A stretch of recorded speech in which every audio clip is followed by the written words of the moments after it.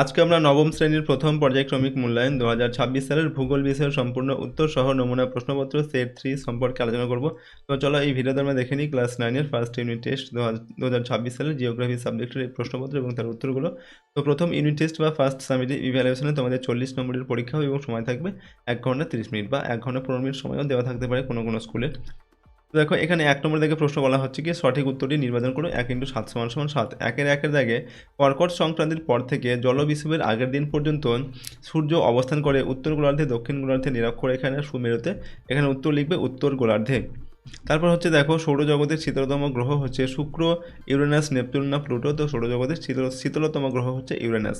পরেরটা হচ্ছে পৃথিবীর গড় ব্যাসার্ধ 6040 কিলোমিটার, 6004 কিলোমিটার, 6400 কিলোমিটার, 4600 কিলোমিটার। তো পৃথিবীর গড় ব্যাসার্ধ 6400 কিলোমিটার। পৃথিবীর আবর্তন বেগ শূন্য কোথায়? নিরক্ষরেখায়, মেরুবিন্দুতে, মেরুবৃত্তীয় অঞ্চলে না ক্রান্তীয় অঞ্চলে। তো মেরুবিন্দুতে এখানে হচ্ছে পৃথিবীর আবর্তনের বেগ শূন্য। তারপর হচ্ছে কোল ইন্ডিয়া লিমিটেড এর সদর দপ্তর হলো দিল্লি, চেন্নাই, মুম্বাই না কলকাতা। উত্তর লিখবে কলকাতা। পরেরটা হচ্ছে ওএনজিসি এর সঙ্গে সম্পর্কযুক্ত তাপবিদ্যুৎ, জলবিদ্যুৎ, পারমাণবিক বিদ্যুৎ না খনিজ তেল। উত্তর হচ্ছে খনিজ তেল। প্রচলিত শক্তি হলো বায়ুশক্তি, সৌরশক্তি, জলবিদ্যুৎ শক্তি না ভূতাপ শক্তি। তো এগুলোর মধ্যে প্রচলিত শক্তি কোনটা? জলবিদ্যুৎ শক্তি। 2 নম্বর দাগে নিচের প্রশ্নগুলির নির্দেশ মতো উত্তর দাও। 1 × 8 = 8।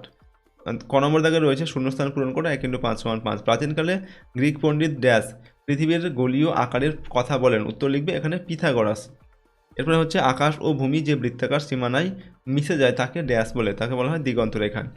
সৌরজগতে রয়েছে ড্যাশটি বামন গ্রহ। তো সৌরজগতে 5টি বামন গ্রহ রয়েছে। ড্যাশ দিনটিকে মহাবিষুব বলে। তো এখানে 21শে মার্চ দিনটিকে মহাবিষুব বলে। পৃথিবীর পরিধি প্রথম নির্ণয় করেন ড্যাশ। তো পৃথিবীর পরিধি প্রথম নির্ণয় করেন এরাটোস্থেনিস। ছয়ের দাগে সত্যতা বা মিথ্যা নির্ণয় করো। 1 × 3 = 3। নাম্বার 1 ডিগবয় প্রাচীনতম লৌহ খনি। তো ডিগবয় প্রাচীনতম লৌহ খনি, এটা আমাদের মিথ্যা হবে। এরপর পারমাণবিক শক্তির কাঁচা মাল হলো ভারী জল, এটা মিথ্যা হবে। তারপর হচ্ছে পুনর্ভব সম্পদগুলি হলো অফুরন্ত সম্পদ, এটাও মিথ্যা হবে। নেক্সট হচ্ছে দেখো 3 নম্বর দেখে নিচের প্রশ্নগুলির সংক্ষিপ্ত উত্তর লেখো। 2 × 3 = 6। 2 × 3 = 6। অভিগত গোলকরূপে পৃথিবীর নিরক্ষীয় ব্যাস ও মেরু ব্যাসের দৈর্ঘ্য লেখুন।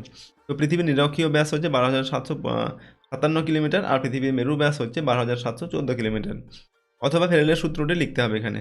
তো পৃথিবীর আবর্তন গতির জন্য উৎপন্ন কেন্দ্র বহির্মুখী বল এর কারণে সমুদ্র স্রোত ও বায়ু উভয়ই সমুদ্র স্রোত ও বায়ু প্রবাহ উত্তর গোলার্ধের ডান দিকে এবং দক্ষিণ গোলার্ধের বাঁ দিকে বেঁকে যায়। মার্কিন বিজ্ঞানী উইলিয়াম ফেরেল এই সূত্রটি প্রথম আবিষ্কার করেন বলে তার নাম অনুসারে একে ফেরেলের সূত্র বলে। এরপর ছায়াবৃত্ত বা আলোকবৃত্ত কি? পৃথিবীর গোলাকার, তাই আবর্তনের সময় পৃথিবীর সর্বত্র একই সময় সূর্যের আলো পড়ে না। এক অর্ধাংশ যখন সূর্যের আলো পায় তখন অপর অর্ধাংশ অন্ধকার হয়ে থাকে। এই আলোকিত ও অন্ধকার অর্ধাংশ যে বৃত্তাকার সীমারেখায় মিলিত হয় তাকে ছায়াবৃত্ত বা আলোকবৃত্ত বলে। অথবা কোনো স্থান তার প্রতিপাদ স্থানের মধ্যে সময়ের পার্থক্য 12 ঘন্টা হয় কেন?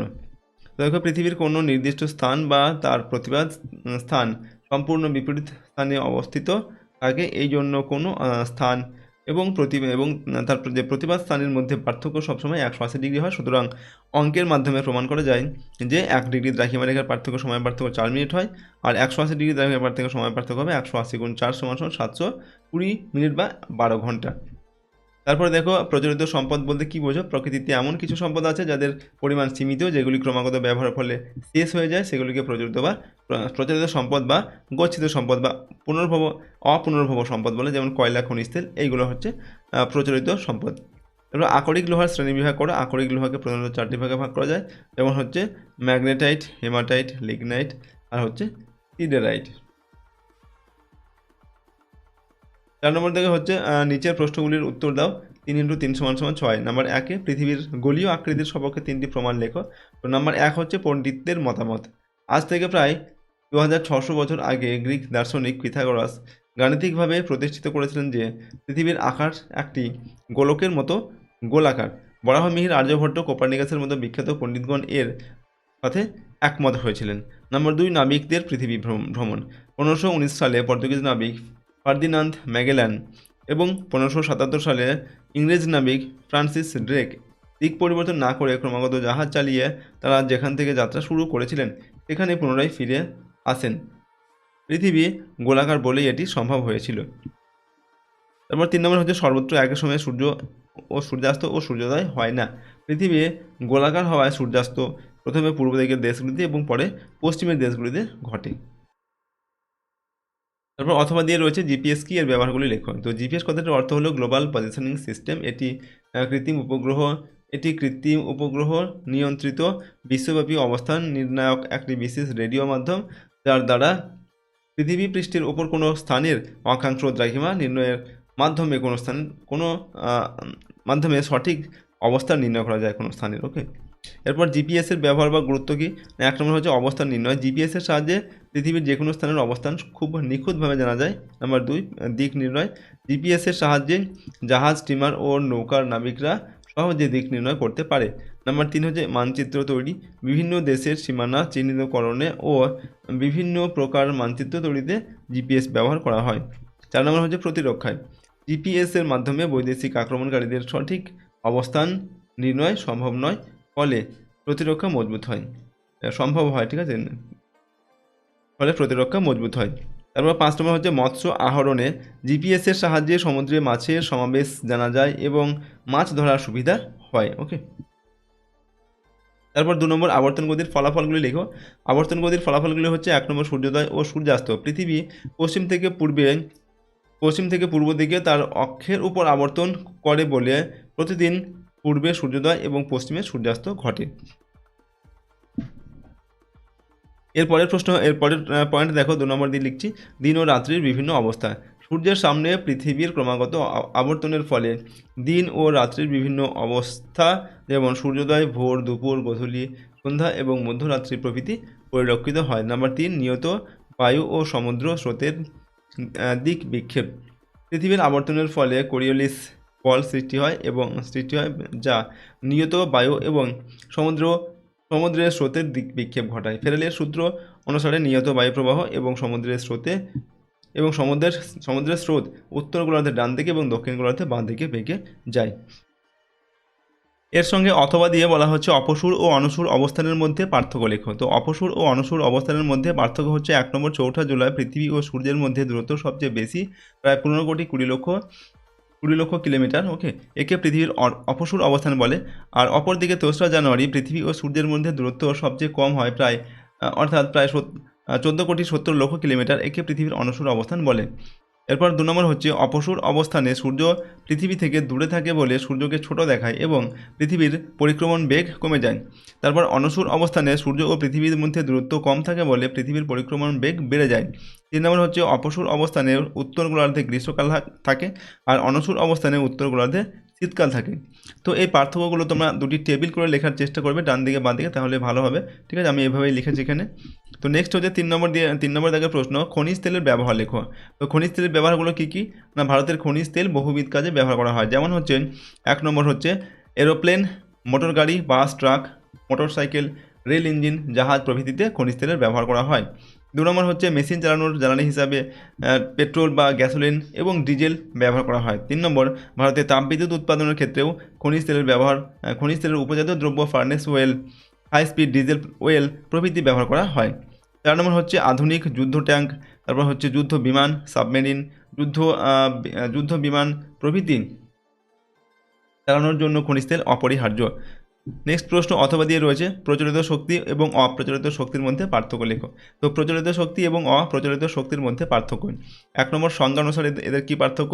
শক্তি উৎপাদনের যেসব উৎসগুলি মানুষ বহুদিন ধরে ব্যবহার করে আসছে অর্থাৎ শক্তির উৎস হিসাবে যেগুলির প্রচলন বেশি সেগুলিকে শক্তির প্রচলিত বা চিরাচরিত উৎস বলে।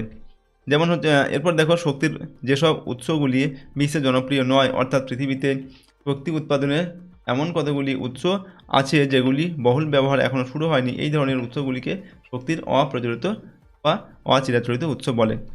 2 নম্বর হচ্ছে উৎস অনুসারে এদের কী পার্থক্য রয়েছে দেখো। প্রচলিত শক্তির উৎসগুলি হলো খনিজ তেল, কয়লা ও প্রাকৃতিক গ্যাস প্রভৃতি। আর অপ্রচলিত শক্তির উৎসগুলি হলো সৌরশক্তি, বায়ুশক্তি, ভূতাপীয় শক্তি, জোয়ার ভাটার শক্তি, জৈব গ্যাস ইত্যাদি। 3 নম্বর হচ্ছে প্রকৃতি। প্রচলিত শক্তির উৎসগুলি গচ্ছিত ক্ষয়িষ্ণু বা অপুনর্ভব সম্পদ, আর অপ্রচলিত শক্তির উৎসগুলি অফুরন্ত বা প্রবাহমান সম্পদ। 5 নম্বর, যে কোনো একটি প্রশ্নের উত্তর দাও। 5 × 1 = 5। উপযুক্ত চিত্রসহ পৃথিবীতে ঋতু পরিবর্তনের কারণ আলোচনা করো। তো বিভিন্ন কারণে পৃথিবীতে ঋতু পরিবর্তন ঘটে থাকে, যেমন এই কারণগুলি হচ্ছে, দেখো নাম্বার ক দিয়ে আমরা লিখছি পৃথিবীর অভিগত গোলক আকৃতি। পৃথিবীর অভিগত গোলক আকৃতির জন্য ভূপৃষ্ঠে সূর্যরশ্মি কোথাও তির্যকভাবে বা কোথাও লম্বভাবে পড়ে। তির্যক ও লম্বভাবে পতিত সূর্যরশ্মির মধ্যে উত্তাপের তারতম্য থাকায় কোথাও শীত কোথাও গ্রীষ্ম ঋতু দেখা যায়। নাম্বার খ হচ্ছে পৃথিবীর আবর্তন গতি। পৃথিবীর আবর্তন গতির জন্য দিনরাত্রি হয়ে থাকে, এর ফলে উষ্ণতার তারতম্য ঘটে ও ঋতু পরিবর্তন হয়। আবর্তন গতি না থাকলে পৃথিবীর অর্ধভাগ চির গ্রীষ্ম আর অপর ভাগ চির শীত বিরাজ করত। নাম্বার গ হচ্ছে পৃথিবীর পরিক্রমণ গতি। পৃথিবী একটি নির্দিষ্ট উপবৃত্তাকার কক্ষপথে সূর্যকে প্রদক্ষিণ করে, এটি পরিক্রমণ গতি নামে পরিচিত। এই পরিক্রমণ গতির জন্য ভূপৃষ্ঠের বিভিন্ন অংশে বছরের বিভিন্ন সময়ে সূর্যরশ্মির তারতম্য লক্ষ্য করা যায়, যে কারণে ঋতু পরিবর্তন হয়ে থাকে। নাম্বার ঘ পৃথিবীর উপবৃত্তাকার কক্ষপথ।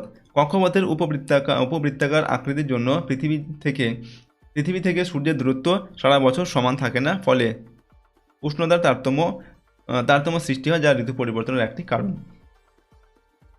2 নম্বর হচ্ছে প্রশ্ন রয়েছে, দেখো পূর্ব ভারতে তাপবিদ্যুৎ কেন্দ্রীয় ভবনের কারণগুলি লেখো। অর্থাৎ পূর্ব ভারতে তাপবিদ্যুৎগুলি বেশি হয়েছে কেন, সেগুলো আমরা লিখতে হবে, কারণগুলিকে আমাদের লিখতে হবে। তো দেখো, ভারতের অধিকাংশ তাপবিদ্যুৎ কেন্দ্র পূর্বের 4টি রাজ্য পশ্চিমবঙ্গ, বিহার, ঝাড়খণ্ড ও ওড়িশায় গড়ে উঠেছে। এর কারণগুলি হলো, নাম্বার 1, কাঁচামালের প্রাচুর্য। পূর্ব ভারতের বিস্তীর্ণ অঞ্চলে বিটুমিনাস জাতীয় কয়লা প্রচুর পরিমাণে সঞ্চিত আছে, যেমন ঝাড়খণ্ডের ঝুড়িয়া, বোকারো, গিরিডি, করণপুরা, ওড়িশার তালচের, রামপুর, পশ্চিমবঙ্গের রানীগঞ্জ, আসানসোল, নিতুরিয়া প্রভৃতি অঞ্চল কয়লা সম্পদে অত্যন্ত সমৃদ্ধ।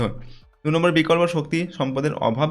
পূর্ব ভারতের রাজ্যগুলিতে খনিজ তেল ও প্রাকৃতিক গ্যাস পাওয়া যায় না, আবার জলবিদ্যুৎ উৎপাদনের উপযোগী খরস্রোতা নদীও এখানে কম, তাই কয়লাকে ভিত্তি করেই পূর্ব ভারতে তাপবিদ্যুৎ কেন্দ্র বিকাশ লাভ করেছে। এরপর 3 নম্বর হচ্ছে বিদ্যুতের ব্যাপক চাহিদা। পূর্ব ভারতের রাজ্যগুলি অত্যন্ত জনবহুল হওয়ায় এখানে বিদ্যুতের ব্যাপক চাহিদা রয়েছে, তেমনি এখানকার ছোট বড় শিল্পাঞ্চলগুলিতে হুগলি, হলদিয়া, আসানসোল, রানীগঞ্জ, দুর্গাপুর, জামশেদপুর, রাঁচি, হাজারিবাগ, সিন্ধি, বোকারো প্রভৃতি প্রচুর বিদ্যুতের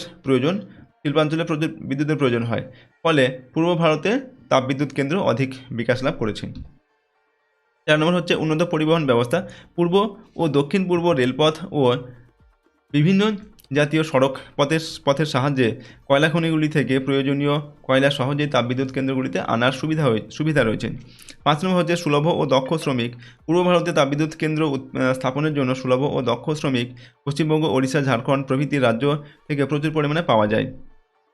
নেক্সট 6 নম্বর প্রশ্ন দেখো, প্রদত্ত ভারতের মানচিত্রে নিম্নলিখিত বিষয়গুলি উপযুক্ত নাম ও চিহ্নিত করতে হবে। 1 × 5 = 5। এখানে রয়েছে, দেখো, নেভেলি, হলদিয়া, বোম্বাই হাই, তারাপুর, লাম্বা, ঠিক আছে। তো এইগুলো তোমাদের যে মানচিত্র দেওয়া হবে সেখানে চিহ্নিত করতে হবে। তো এই ছিল তোমাদের ক্লাস 9-এর ফার্স্ট সামেটিভ ইভ্যালুয়েশন 2026 সালের ভূগোল বিষয়ের একটি কোশ্চেন পেপার আমরা আলোচনা করলাম। উত্তর সহ প্রশ্নোত্তরগুলো তোমরা প্র্যাকটিস করবে, ঠিক আছে। এটা 3 নম্বর সেট আমরা দিলাম। এর আগে আরও 2টি সেট আমি দিয়েছি, ঠিক আছে। এরপর 2-1টি সেট দেবো, তোমরা সব সেটগুলি প্র্যাকটিস করে নেবে, তাহলে তোমরা এই সেটগুলোর মধ্যে থেকে কিন্তু প্রশ্ন কমন পাবে। আর এই প্রশ্নদের পিডিএফ আমাদের অ্যাপের মধ্যে দেওয়া আছে, অ্যাপের লিঙ্ক ডেসক্রিপশন বক্সে রয়েছে। পেইড কোর্সের মধ্যে পিডিএফগুলো দেওয়া থাকবে। প্রথমে তোমাদের অ্যাপটিকে ডাউনলোড করে নিয়ে রেজিস্টার করে নিতে হবে। নাম, phone number, email ID, state, city মানে নিজের এলাকার নাম লিখবে, তার পাসওয়ার্ড হচ্ছে তোমার নিজের মতো তৈরি করে দিতে হবে। পাসওয়ার্ডটি রেজিস্টার করার পর সেম ফোন নাম্বার আর সেম পাসওয়ার্ড দিয়ে পরের বার লগ ইন করতে হবে। তারপর তোমরা অ্যাপের মধ্যে থেকে কিন্তু এই সমস্ত ফ্রি কোর্স থাকবে, সেখানে পেইড কোর্সও থাকবে, সেগুলো তোমরা ব্যবহার করতে পারো। তো আজকের এই ভিডিওটিকে আমরা এখানে শেষ করছি। সম্পূর্ণ ভিডিওটি দেখার জন্য অসংখ্য ধন্যবাদ।